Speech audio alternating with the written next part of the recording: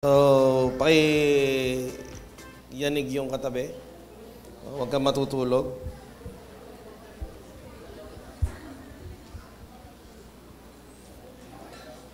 Yung nabuksang business ni Jed, yung CS Cafe, Christ Service. Tama ba? Christ Service Cafe.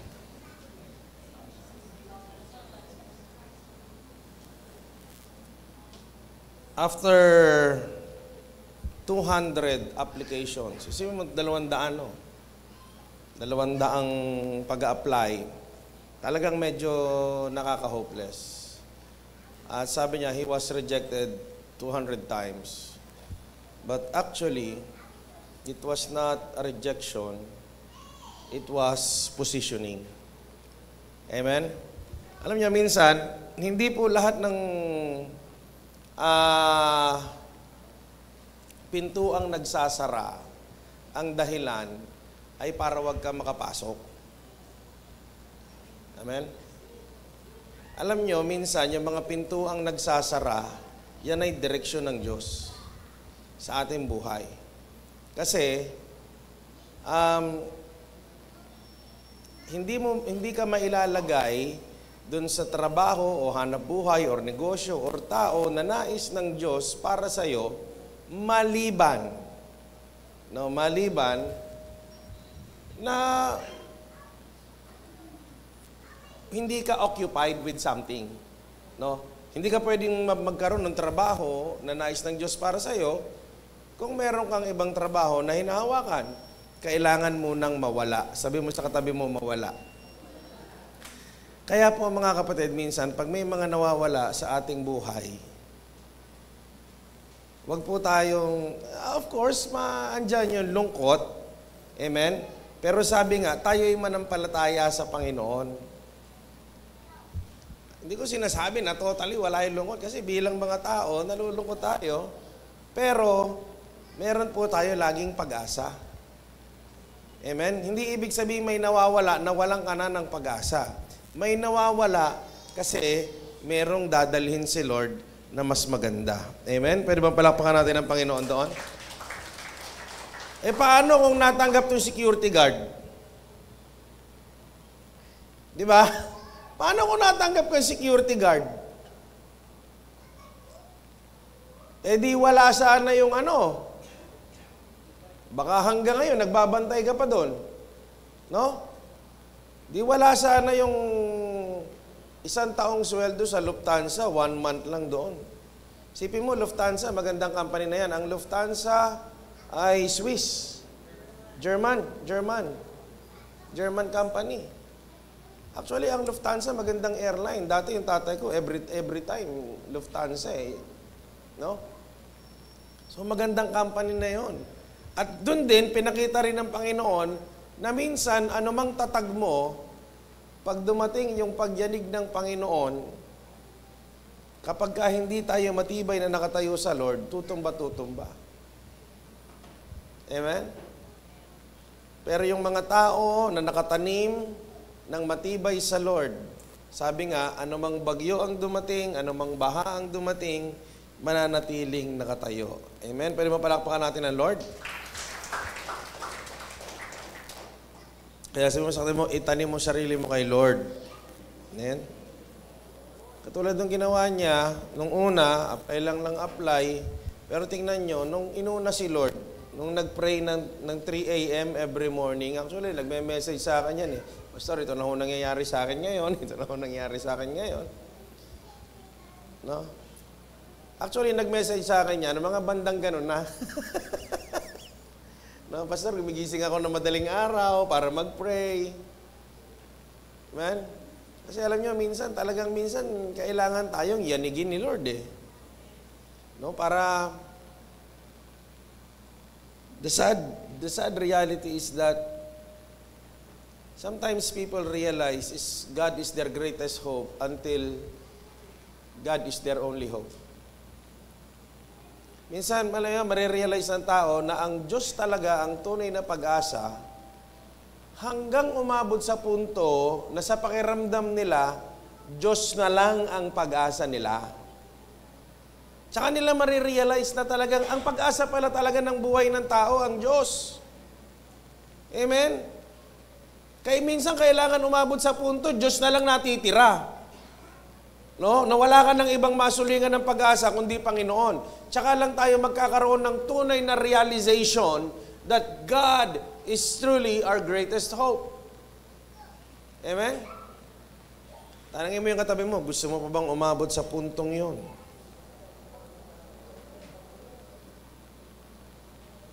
Mga kapatid, ngayong linggo ay we are celebrating not Easter Sunday, but Resurrection Sunday. Amen? Resurrection Sunday. Medyo iba pag Easter Sunday. Although yung pinakatawag minsan. But for us Christians, we'd rather call it Resurrection Sunday. Amen?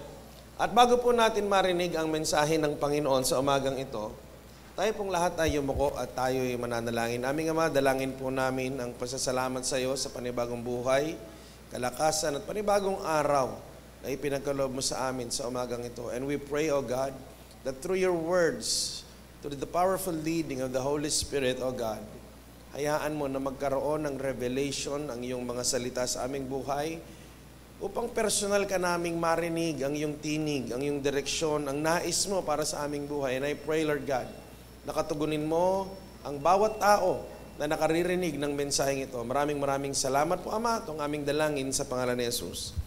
Amen and amen. Minsan pa, pwede bang palakpakan natin ang Lord? And I would also like to greet yung ating mga live viewers sa kanilang bahay. Alam nyo, praise God. Kasi although napakaaga, ang live viewers natin is kanina, pumalo pa hanggang 136. Ang aga-aga, no? Pero salamat at hayaan natin na ang presensya ng Diyos, saan man kayo naroroon ngayon, malayo man, ay makapangusap ng malaya ang presensya ng Espiritu Santo sa atin sa pamamagitan ng kanyang salita. Basahin po natin yung 1 Peter chapter 1 verses 3 to 5. Ito ang sinasabi, Praise be to God and Father of our Lord Jesus Christ. In His great mercy, He has given us new birth into a living hope. Sa pamamagitan ng awa, no? Grasya ng Panginoon, binigyan tayo ng bagong kapanganakan, ng bagong pag-asa through the resurrection of Jesus Christ from the dead. So, we have gained something or tayo ay nag-benefit. Sabihin mo nga sa katabi mo, nag-benefit. Kasi namatay si Lord. Amen? Nag-benefit tayo dahil namatay siya at nabuhay siya. Amen. Sino rito yung nagpasalamat ka kasi may namatay? Uy, patay na yung kapitbahay mo. Ay, thank you. Meron bang ganon? Yung natutuwa ka. Uy, namatay na yung ganitong tao. Ay, buti na lang. Salamat. Amen? Pero alam nyo po,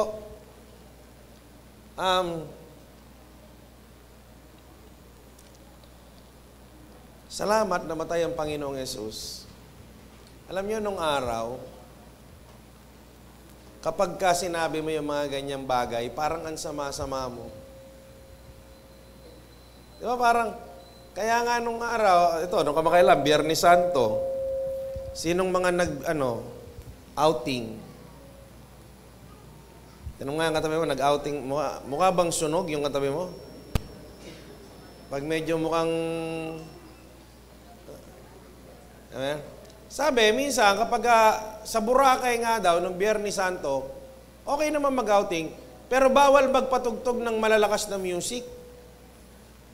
No? Saka nung araw, hindi lang bawal magpatugtog ng malakas na music. Nung araw, nanay, di ba, minsan sinasabi pa, huwag kayong maingay. Bawal tumawa. Bawal tumawa. Bakit daw? Kasi patay si Lord. Amen? Doon ang galing po yung kasabihan na mukhang Biyernes Santo. No, kapag malungkot ang mukha, bakit mukha kang Biyernes Santo? Kasi dapat daw pag Biyernes Santo malungkot kasi patay si Lord. Amen? Hindi ka naman sa sinasabi na masaya tayo na ginulpi si Lord, tapos pinako sa krus. Pero alam niyo mga kapatid, it is something that we have to thank God for. Magpasalamat. Kasi kung hindi niya yon ginawa, we are hopeless. Amen? Kaya sabi dito sa binasa natin dito, meron ba to? He has given us new birth into a living hope sa pamamagitan ng resurrection. Kaya lang, bago mag-resurrect, ano requirement? Sino lang ba pwede mag-resurrect? Sino lang pwede mag-resurrect? Aba, syempre, yung patay. Amen? Ngayon, kung hindi namatay, pwede ba mag-resurrect? Syempre, hindi. Amen? Kaya ito, kung hindi naganap, alam niyo po, masaya tayo pag Pasko eh. Amen? Yan yung celebration eh, no? Yan yung dapat masaya, no? Pinanganak si Lord eh. Pag Biyernes Santo, dapat malungkot. Ito mga kapatid, kung si Jesus pinanganak lang pero hindi namatay sa krus at nabuhay na muli, wala tayong pag-asa. Nawala ng saysay. Kapag siya dumating lang pero hindi na-fulfill yung purpose. Pinanganak lang pero hindi na-fulfill yung purpose. Alam mo yung katabi mo? May purpose yan. May dahilan yan kung bakit yan nabuhay. Kaya lang ito ang nakakalungkot mangyari. Kapag yan ay pinanganak lang, pero hindi niya na-fulfill yung purpose. Amen? Kapag dumating yung kamatayan ng buhay para sa bawat isa, pero hindi niya na-fulfill ang purpose. Sayang! Ang Panginoong Yesus, nung pinanganak, tignan mo nga, ito yung celebration natin ng si Isaiah. Pero alam niyo, yung understanding talaga natin, kapag hindi ganun kalalim yung understanding natin with the Word of God, parang dapat malungkot. Kumbaga kasi tayo, tayong mga Pinoy eh, sympathetic. Amen? Sympathetic. Naalala ko nitong, sino mga nakapanood ng mga sinakulong ngayon sa Facebook, no? Yung isa, nagsisinakulo, pinagpapapalo. Maya-maya, ang dami nakipalo. Maya-maya, na-bad trip na si Jesus. Lumaban na. Nagalit na.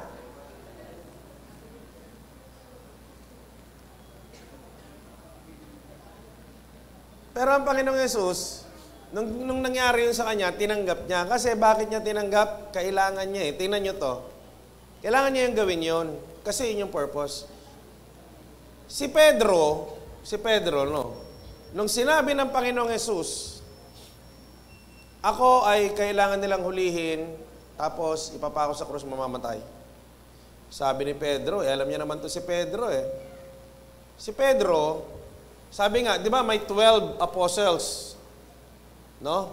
Marami talagang disciples si Lord, more than 100 disciples. No? Tapos, meron siyang 12 na mas very close sa kanya. Among the 12, meron pang mas close sa kanya. Si Peter, James, and John. Sabi, ito daw yung core. Sabi natin lahat, core. No, kumbaga, ito yung elite. Malapit kay Lord talaga itong tatlo na to, no? Pero alam niyo po, malapit kay Lord yung tatlo na yun. Akala nila, yun yung pinakamalulupit talaga. Pero sa totoo lang, kaya nilalapit ni Lord yun sa kanya kasi yun yung pinakamalakas ang tama. No? Yung pinakamalakas ang tama, tinan nyo to. Nung sinabi ni Pedro, Panginoon! Si Pedro kasi mainitin ang ulo, tsaka medyo maangas eh. Sabi niya, Panginoon, over my dead body, hindi nila yan magagawa sa'yo. Hindi ako papayag. Papatayin ka, gugulpin ka, hindi ako papayag, Lord. Anong sabi ni Jesus? Anong sabi ni Jesus sa kanya?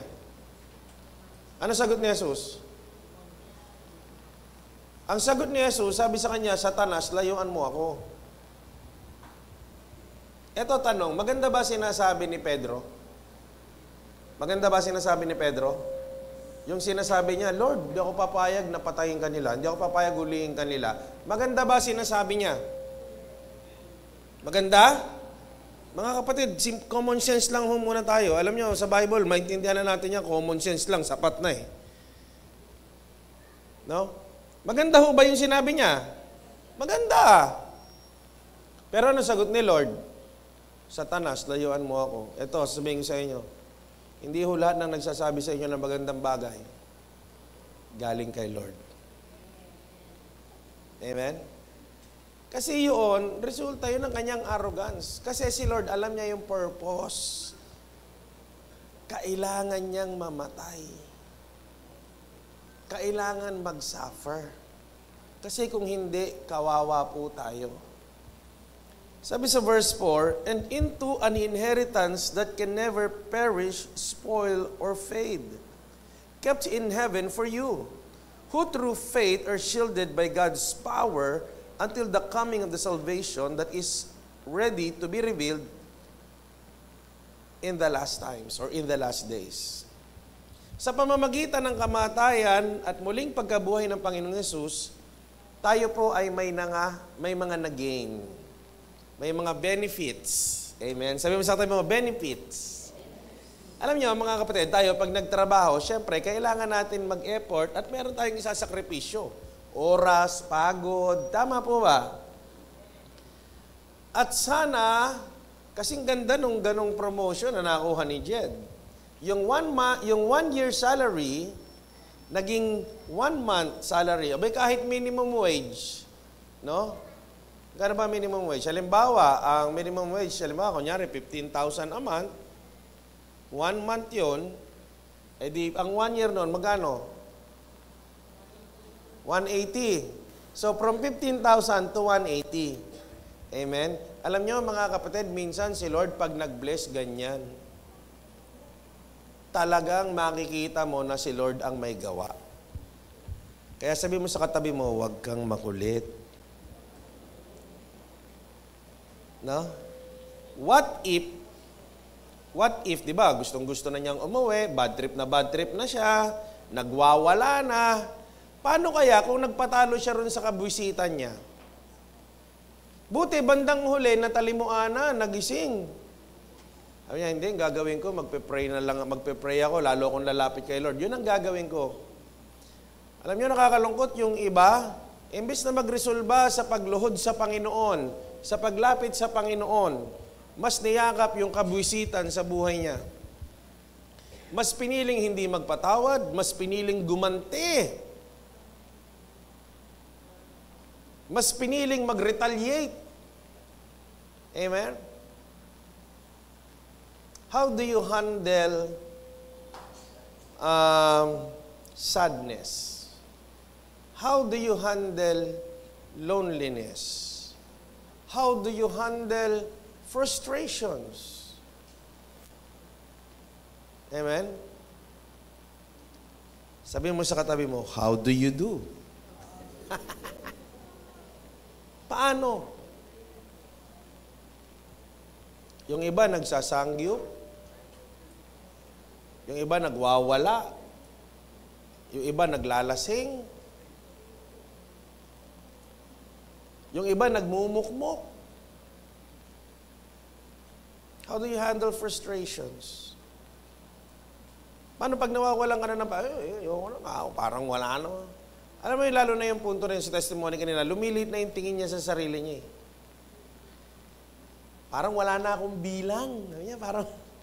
Parang wala na akong bilang, gano'n na yung tingin eh. Pero salamat, nagresolba nung lumapit sa Panginoon, doon ipinakita ni Lord na kapag sa akin ka lumapit at sa akin mo ipinatama yung direksyon ng buhay mo. Katulad ng sinasabi sa Proverbs, di ba? In all your ways, acknowledge God and He will make your path straight. Sa mga gagawin natin, ang problema, mas magaling tayo kay Lord. Feeling natin, mas matalino tayo kay Lord. Feeling natin, mas mabait tayo kay Lord. Katulad ng ginawa ni Peter. Sabi ni Lord, ito ang mangyayari ha. Ito yung play natin. Huliin nila ako, kailangan nila ako patayin. Sabi ni Lord, hindi pwede. Sinasabi na nga ni Lord, yun ang dapat mangyari eh.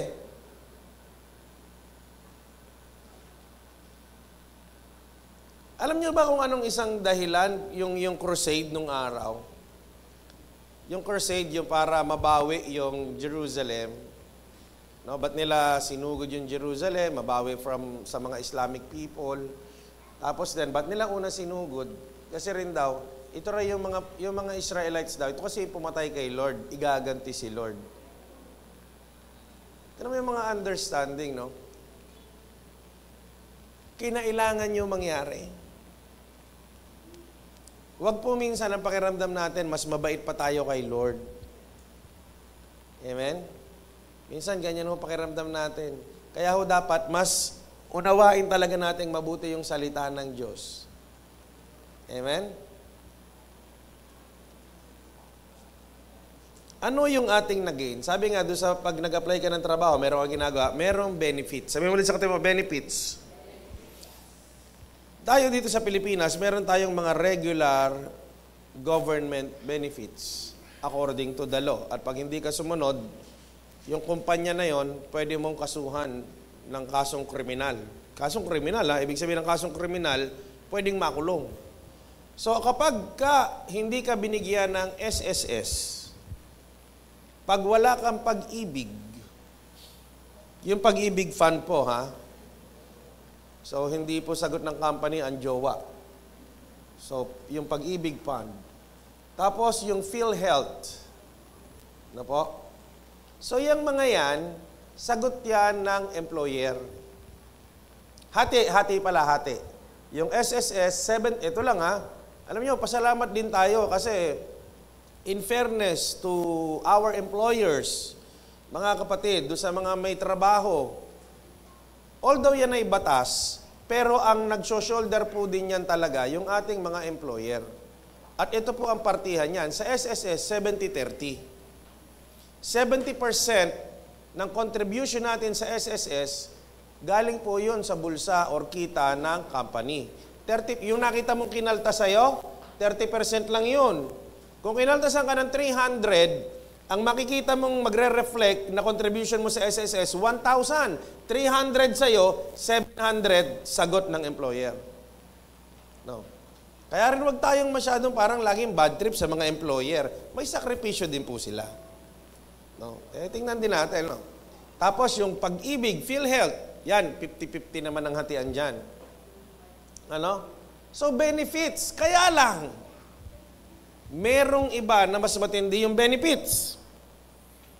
Katulad doon kila Kuya Rod, merong pabigas. May pabigas kayo, di ba? Tama ba? Lahat ba yun? Lahat? Lahat na regular. Kahit rank and file. O, may pabigas.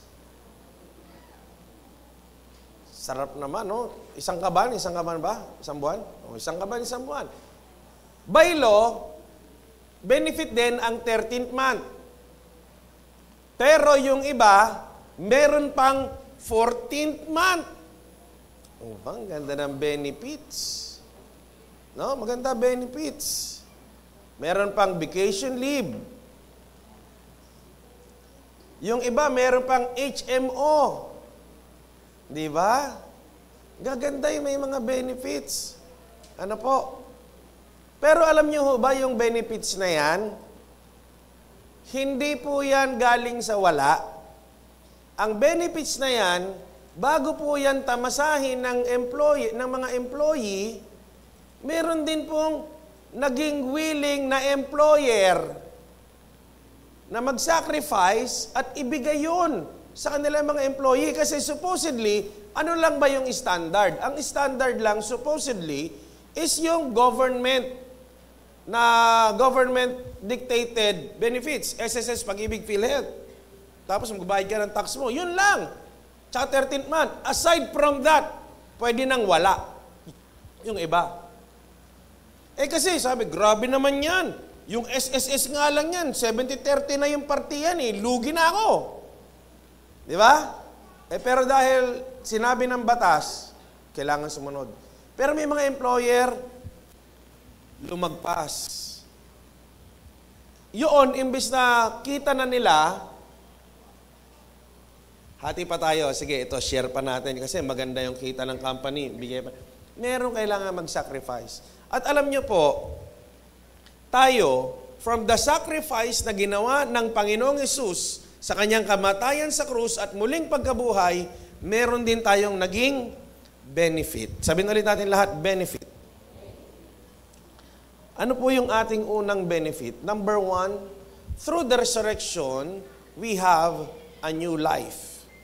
Sabi po doon sa binasa natin kanina, in His great mercy, He has given us new birth, bagong kapanganakan.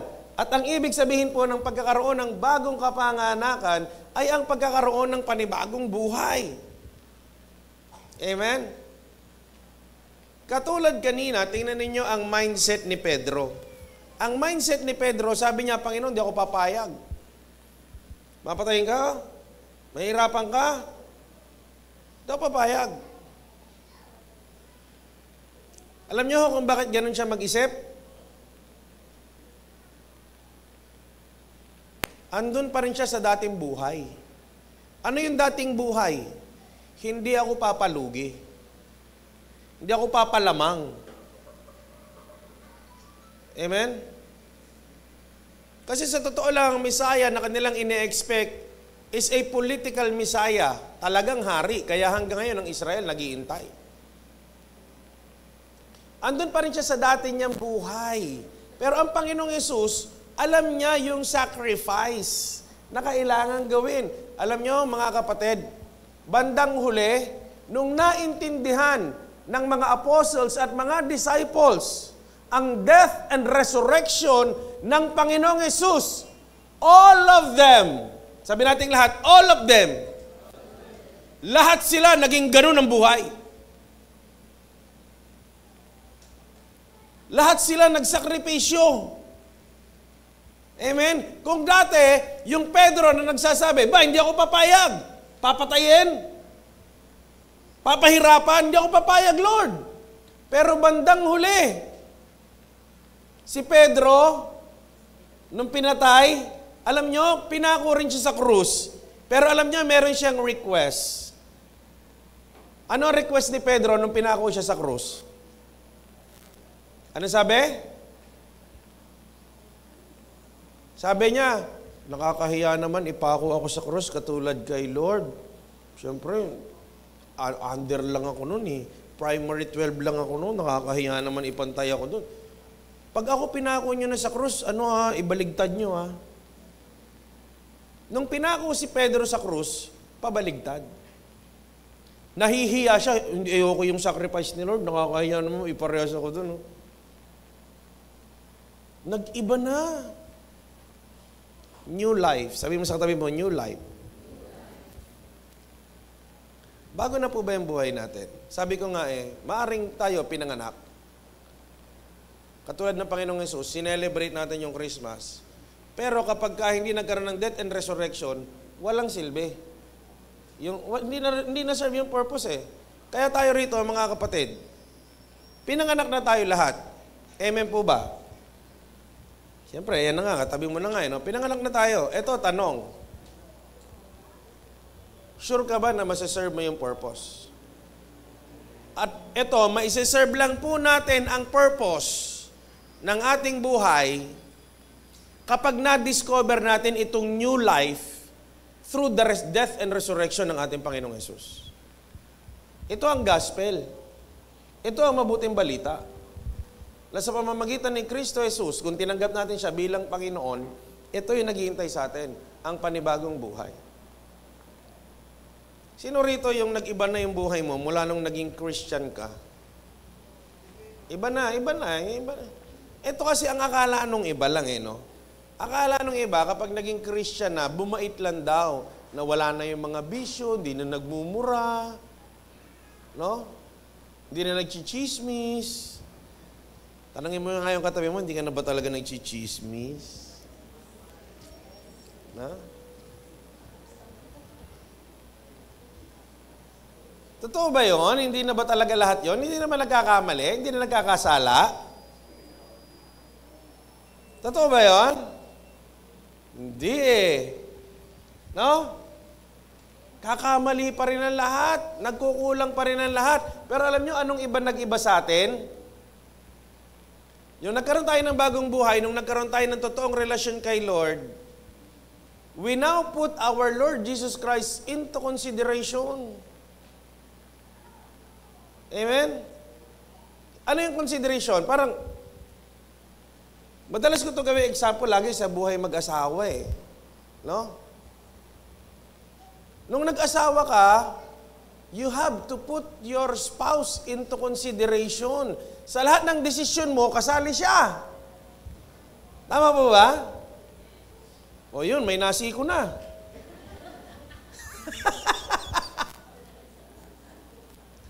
May nasiko na agad eh. Uy, sabi raw, isama mo raw pag magdidesisyon ka, tira ka ng tira basta eh. Kasi ganun talaga yung, pag meron kayong ganung relationship, you put that person into consideration. Kaya minsan, magdidesisyon, teka lang, tatanungin ko muna yung asawa ko kung talagang okay sa amin yan. You put that person into consideration. For every action that you are going to do, you put that person into consideration. Gagawin ko ba ito? Baka magalit. Lakas pa naman ang toyo nun. Kaysa bungangaan na naman ako, wag na lang. You put that person into consideration kasi merong relationship. Kaya dati, nung wala ka pang ganong relationship, you do not have anybody to consider. That is why you go on your own way. You do what makes you happy. Amen? Because you do not have anybody to put into consideration. But since you have found that relationship with your husband or with your wife, hindi na po pwede. I have to put somebody into consideration. Baka magali, ganyan. Is that out of obligation? No. It is out of relationship and out of love. Amen?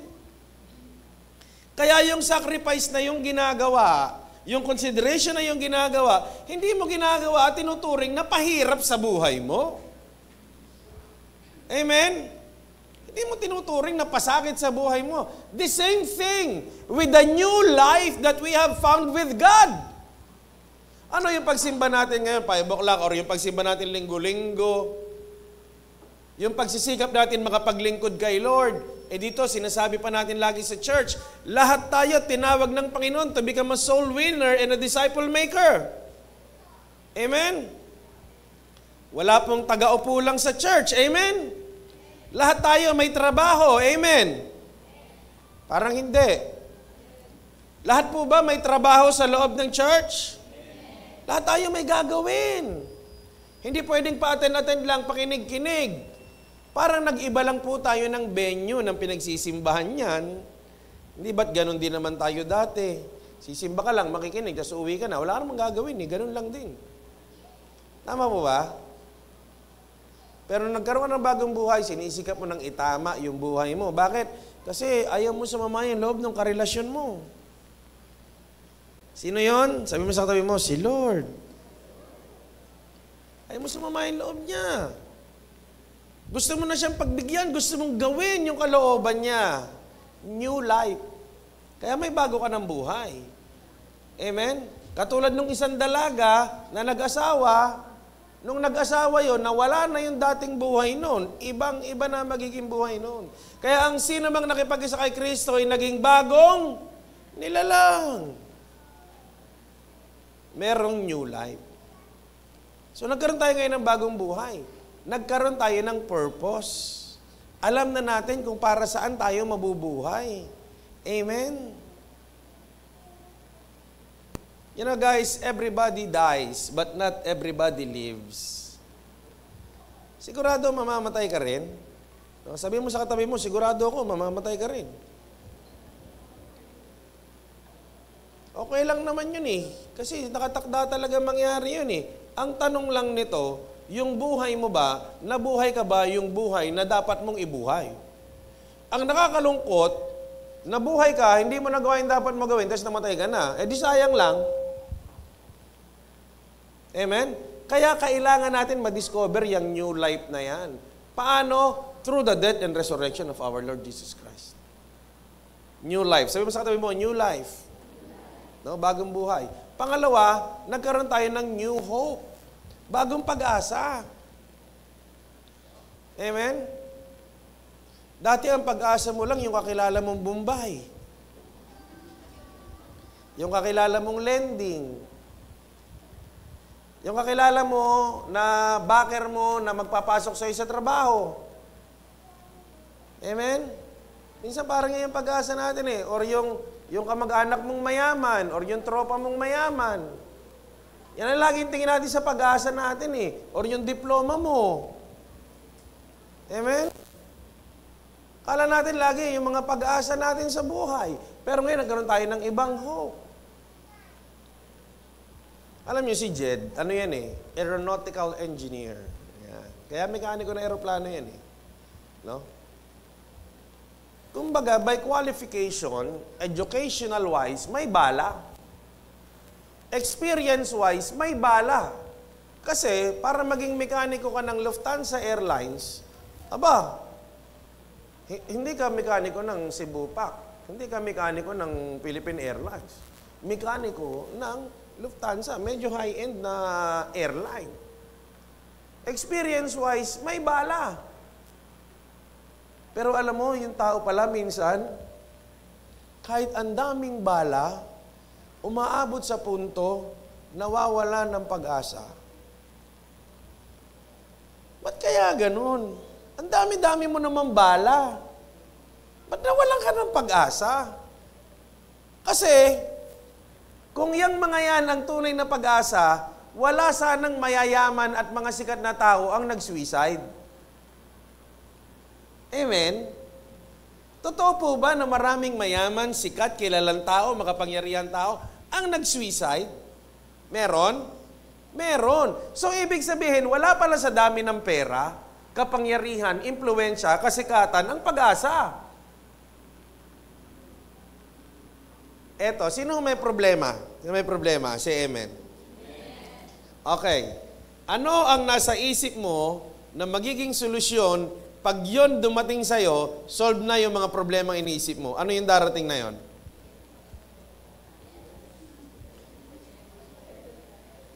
Alam niyo po, kadalasan, ang sasabihin ng mga tao, kung may pera lang ako. Di ba? Kung marami lang.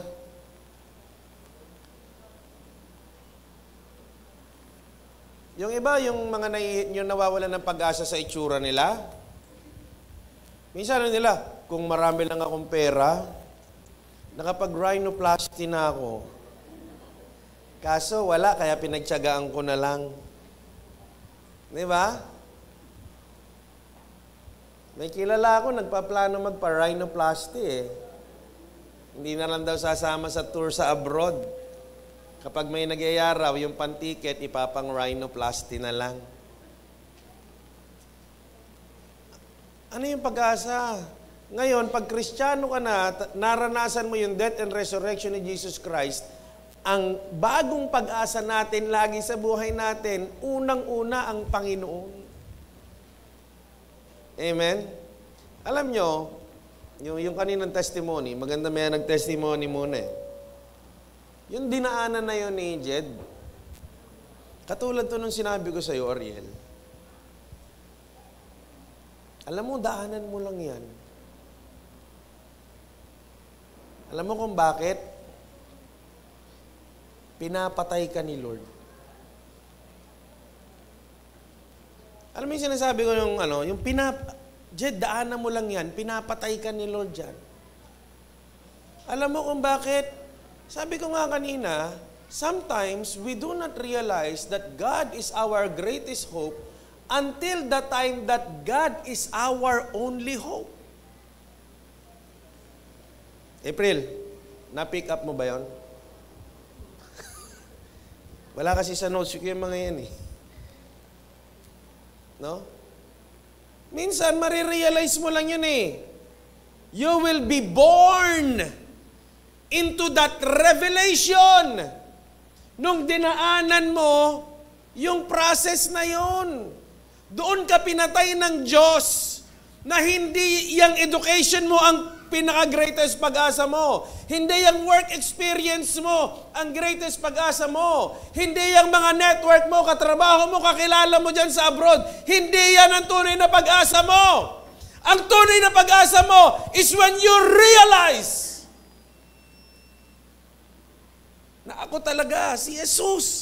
Sabi niya, si Lord ang tunay mong pag-asa. Kaya pinakita ng Panginoon, when you learn to pray and come to me early in the morning. Nung kinalimutan, kung kailan niya kinalimutan yung ibang application, nung kinalimutan na yung tunay na porsigidong pag-a-apply, at ang pinagbigyan ng focus ay yung pananalangin, paglapit sa Diyos, nag-a-apply pa rin naman, bakit siya yun dumating? Because God is revealing you something. Alam niyo, nung pinatay ka ni Lord dun sa na yon, sa mindset na yon, you were resurrected into a new mindset. You have a new hope. Amen? Pwedeng palapakan natin si Lord. Then you are born. Then you are resurrected into a new hope. Kaya iba na ako ngayon, iba na yung pag-asa ko eh. No? Hindi na yung Bombay ang pag-asa ko talaga eh. Kaya yung, alam nyo, marami sa atin, hindi na yung, kailangan yung pag-aaral, kailangan yung sipag skills. Palagi na natin tinitraining dito yan. Pero deep inside our heart, alam natin, lahat yan secondary. Ang primary hope natin, walang iba kung hindi si Lord. Amen? Alam niyo mga kapatid, pag tayo lahat nag-ready tayo. Yung ginawa ni Jed kanina, nagpa-practice mag-English, nagpe-prepare, nag-aral, nag-training, ginawa naman niya lahat ng necessary. Alam mo, sa totoo lang, iintayin lang natin yung right timing ni Lord. Sabi nga sa book of Isaiah, when the time is right, the Lord will make it happen. At pag yun dumating, i-enjoy mo talaga. I-enjoy mo talaga. Kaya ako ngayon, mga kapatid, pag papuntang Dubai, hindi ako masyadong kinakabahan. Sabi ko, kaya lang, i-set up nyo na muna yung dyan. Dalawa-dalawa to eh. Isa sa, Fly Dubai. Tapos, meron pa akong isa sa Emirates. Kakabahan pa ba ako niyan? Wala. Bakit? I have a new hope. Si Lord. Amen? Kasi alam nyo, ito rin yan, mga kapatid. Minsan gumagamit si Lord ng tao, we have to be thankful for them. Pero alam niyo mga kapatid, si Lord pinuposisyon ang lahat ng bagay for His purpose. Amen? Kaya ang unang pasalamat pa rin natin, walang iba kundi sa Panginoon. Amen? Kaya mula ngayon, sabihin mo sa katabi mo, mula ngayon, ang pag-asa mo, tandaan mo si Lord. Minsan kasi, tingin natin, pag-asa natin, uy, baka si pastor matulungan tayo magkaroon ng trabaho. O baka si ate ganito. No? O may problema. Anak ko, baka matulungan tayo ni Kernel. No, mga ganun eh. Ang pag-asa mo, mga matataas na tao, baka matulungan tayo ni Mayor. Alam niyo, the previous administration, medyo may relationship tayo doon. But never ako lumapit doon. Never. To ask for favor. Bakit? Ang pinakapag-asa ng mga sinatin talaga si Lord eh. Amen? Si Lord. So dahil sa kabatayan at kapanganak at pagkabuhay na muli ng ating Panginoong Yesus, nagkaroon tayo ng bagong buhay, nagkaroon tayo ng bagong pag-asa. Pangatlo, new inheritance. Ito na yung, dahil nga doon sa meron tayong new life, meron tayong new inheritance. Anong new inheritance? Doon sa binasa natin kanina, sabi rito sa verse 4, and into an inheritance that can never perish, spoil, or fade, kept in heaven for you.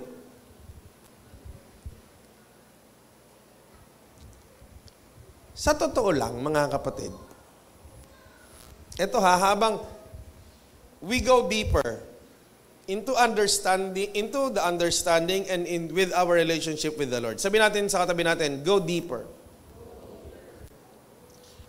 Sometimes, unless we go deeper with our understanding and relationship sa salita ng Panginoon, hindi pa po talaga natin maintindihan.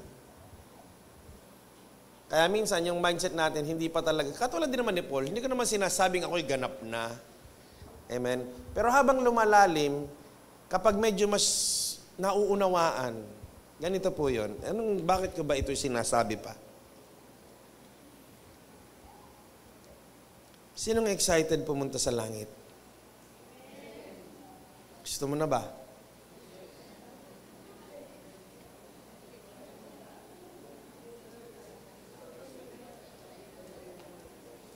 Sinong handang ipagpalit yung buhay niya sa lupa para sa buhay niya sa langit? Tingnan mo yung katabi mo. Tanungin mo, handa ka bang ipagpalit yung buhay mo sa lupa para sa buhay mo sa langit? Praktikalan muna, totohanan lang po mga kapatid, wala mo nang kadramahan ng Holy Week. Palayo sinasabi, alam niyo mga kapatid, we need to be realistic, spiritually realistic. Totoo lang, hindi yung drama. Kasi minsan talaga yung pag nasa church or mga drama-drama na lang naman talaga eh. Kasi yun yung dapat isagot eh. Pero sa totoo lang mga kapatid, handa ka bang ipagpalit yung buhay mo sa lupa para sa buhay mo sa langit? If you are truly dead and resurrected, doon sa understanding na yan, meron kang new life, new hope. Alam niyo yung new inheritance, very excited ka dyan. Hindi ko po sinasabi na parang magiging masaya na tayo, oy, mamamatay na ako, iwan ko na kayo lahat. Hindi yung... Sa wallet ko.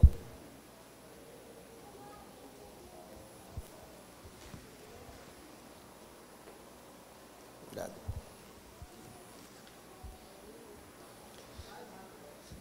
Sino may 500?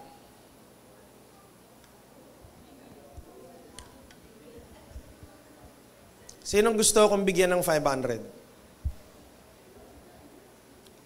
Pag binigay nyo sa akin yan, consider it akin na. Hindi kayo babalik yan. Hindi Gcash.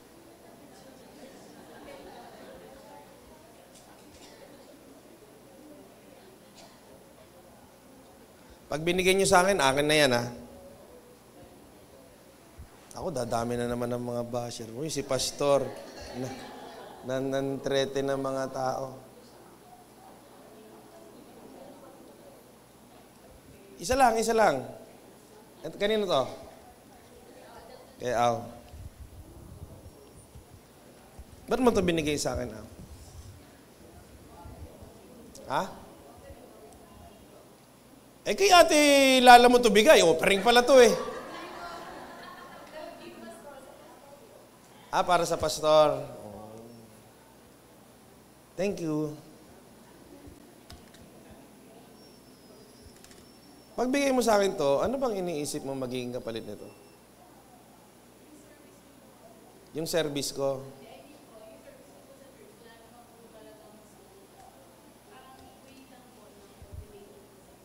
Pagte-thank you sa akin. Salamat naman. But the actual reason, kaya ako nanghingi ng 500, kasi yung magbibigay sa akin ng 500 ay bibigyan ko ng 1,000.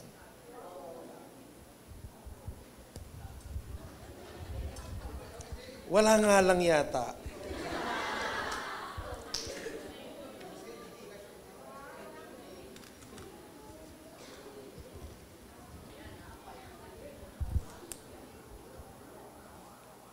Kapag alam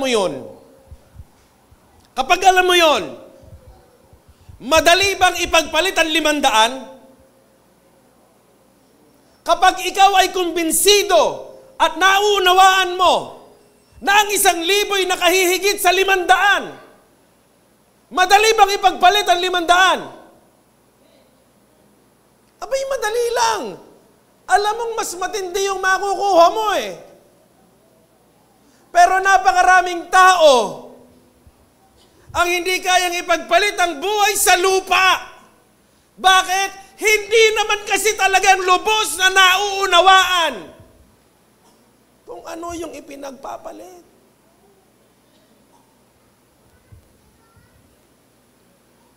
Until we realize this new inheritance through the death and resurrection of Jesus Christ, Kaya parang ang hirap. Kaya parang yung pagsisimba mo, parang utang na loob pa ng Diyos sa'yo. Kaya minsan, yung pagsisell group mo, akala mo, kaya nga tayo minsan, meron pa yung nakita sa Facebook, minus 100 sa langit. Di ba? Uy, nagsimba, plus 10. Na parang pag may ginawa ka, parang utang na loob pa ng Diyos sa'yo.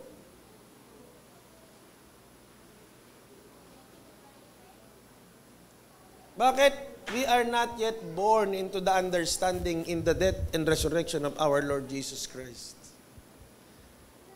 Kaya alam nyo yung mga early Christians, disciples, apostles, sila, Peter, James, John, lahat ng 12 disciples, sino sa kanila namatay ng ano?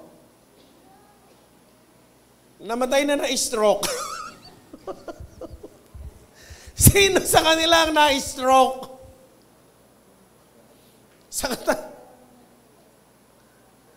Dahil lang hilig sa lechon at chicharon. Sino namatay doon ng diabetes?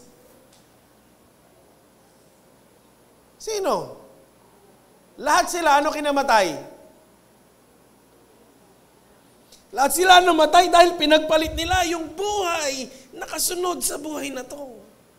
Mas pinili nila yung buong puso, buong isip, buong lakas, buong kaluluwa na paglilingkod sa Diyos. Because they are really born into the understanding in the death and resurrection of our Lord Jesus Christ. Kaya ang magsakripisyo, hindi mahirap. Kaya ang magmahal at maglingkod ng lubos sa Panginoon, hindi mahirap. Dahil simpleng-simple lang. Higit na malaki ang value ng 1,000 sa 500. Naunawa natin, mga kapatid. Alam niyo, minsan pag ako nagpipreach na ganyan, tas yung mga basher ko minsan, mag-preach ka, ano mo yung word of God. Ngayon, mga kapatid, naintindihan nyo yung sinasabi ng word? Naintindihan? Nagkaroon tayo ng revelation doon sa message ng death and resurrection ni Lord. Binuksan ba ng banal na Espiritu Santo yung pagkakaunawa doon sa atin? Basahin mo lang yun plainly as it is. Kaya ngayon, maraming salamat sa kamatayan at muling pagkabuhay ng Panginoong Yesus. I'm not saying na sadista akong masaya na habang nilalati ko si Lord at pinamamasaya, hindi. But I am thankful for your sacrifice, my Lord and my God. Kaya dahil sa ginawa mo na yan, kaya nga sabi, kung iano natin, no? We love God. Mahal natin ang Panginoon. Bakit nga? Because He has loved us first. Kaya lang naman natin mahal ang Panginoon kasi naranasan natin yung pagmamahal ng Panginoon. Kaya tayo po, pag nagkaroon ng kaunawaan doon sa pagmamahal na yon, na ipinakita niya sa pamamagitan ng kamatayan sa krus, hanggang sa muling pagkabuhay, pagka nagkaroon tayo ng unawa, tsaka tayo nagkakaroon ng new life, new hope, new inheritance, new understanding about His love. At kapag naunawaan natin yon, mas lalo nating mamahalin ng Panginoon, kaya mas lalo rin natin paglilingkuran ng Panginoon. Hindi na pilitan, no? Kaya sa susunod, hindi na pinipilit umattend ng cell group. Amen? Kasi meron na akong new life. Ito na yung bagong buhay ko eh. Ito yung nais ng Panginoon eh. No, kapag tayo nag-win souls, nagdi-disciple ng mga tao, ito na yung ito yung purpose ko eh. Ito yung dahilan kung ba't ako nabuhay eh. Bali, wala ang buhay ko na to pag hindi ko nagawa yan.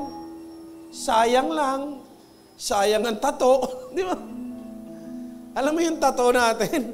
Alam mo, meron tayong tato. Ano ibang word sa tato? Mark. O, ano ibang Tagalog ng mark? Ano no? Tatak. Sabi mo sa katabi mo, tatak. Alam niyo ba, nung tinanggap natin si Kristo Jesus, nagkaroon tayo ng tatak. Tinatakan tayo eh. Alam niyo yung tatak natin, yung seal, the Holy Spirit. May tatak na tayo eh, markado ng Espiritu Santo eh. Sa new life. Sa new life. Kaya we know our purpose. We do not live in vain. Hindi tayo nabubuhay ng walang saysay. Alam natin kung para saan ang buhay. Alam natin kung saan tayo papunta. Hindi tayo sumusuntok sa hangin na nagninegosyo, nagtatrabaho para may pambayad ka sa ospital mo pag matanda ka na at pampalibing ka. At para may maiwan ka mula sa mga anak mo. Hindi yun ang sinasabi. Maganda yun, okay naman yun. Natin sinasabi. Pero hindi lang yun ang buhay. Alam natin yung mas tunay na dahilan ng buhay. At salamat sa death and resurrection ng ating Panginoong Yesus. I will end in this. Number 4, through the death and the resurrection of our Lord Jesus Christ, we know that there is a new age to come. Magkakaroon ng bagong panahon. No? Isang mundo na pinaghaharian ng ating Panginoong Yesus. When our Lord Jesus Christ returns, sabi natin lahat return, babalik ang Panginoon. At lahat ng kanyang mga naging tunay na anak at tagasunod, we will rule with our Lord Jesus Christ.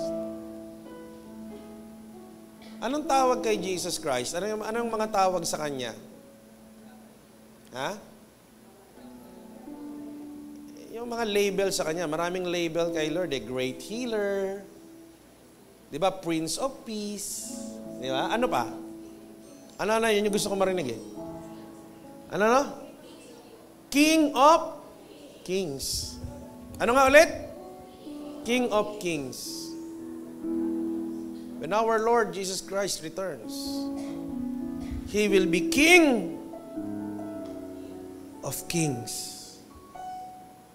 That is the new age to come. Who is excited?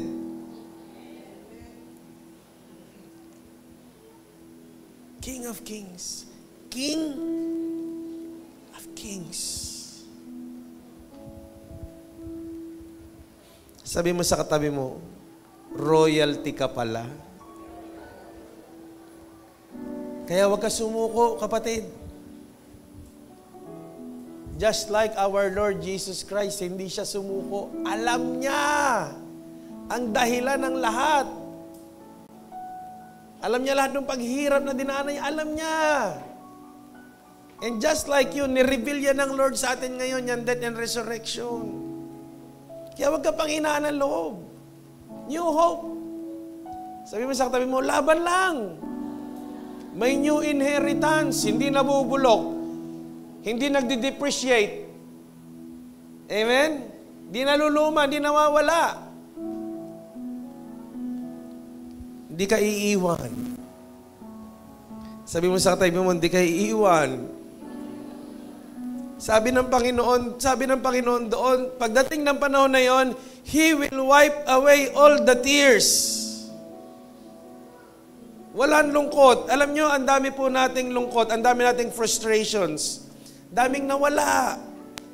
May mga iniwan ng mga minamahal, may mga naluging negosyo, na walang hanap buhay. Marami. Pero ang pangako ng Panginoon in the new age to come, He will wipe away all those tears. Kaya laban lang, tuloy lang.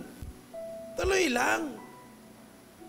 Salamat sa death and resurrection ng Lord Jesus Christ. Lahat ng new na yan, meron tayo. I will end in this passage and another one, dalawa. Romans chapter 6 verses 5 to 8. If we have been united with Him, like this in His death, kung naging kaisa niya tayo sa kamatayan sa krus, we will certainly also be united with Him in His resurrection. Kapag tayo kasama na Lord sa kamatayan niya, namatay din sa ating mga sarili, at nag-resurrect into the new life and new hope, For we know that our old self was crucified with Him so that the body of sin might be done away with, that we should no longer be slaves to sin, because anyone who has died has been freed from sin.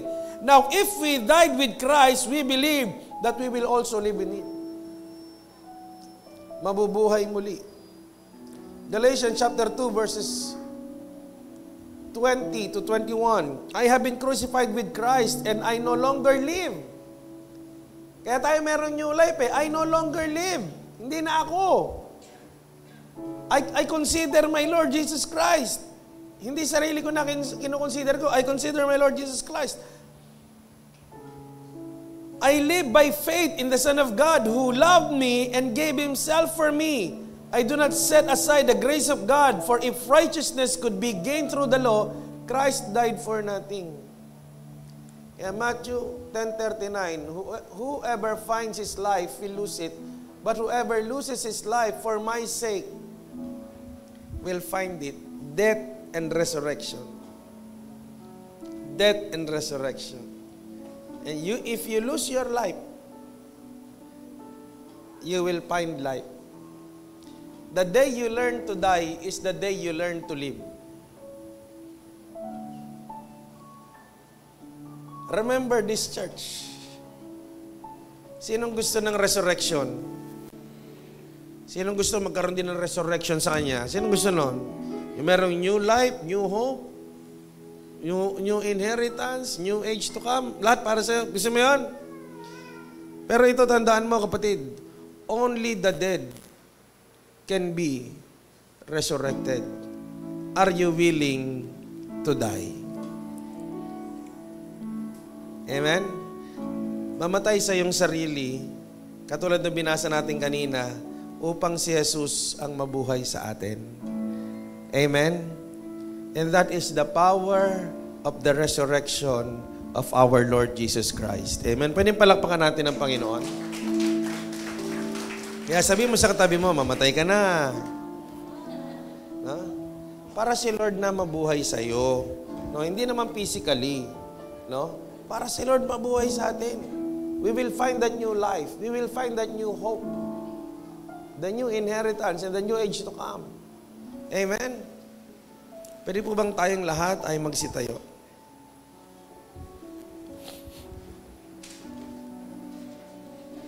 Tayo po'y sama-samang mananalangin.